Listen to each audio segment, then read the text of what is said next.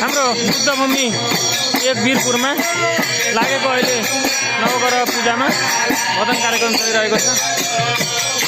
भक्तजनहरूले भजन गाइराख्नु भएको छ भने यता नाचिराख्नु भएको छ।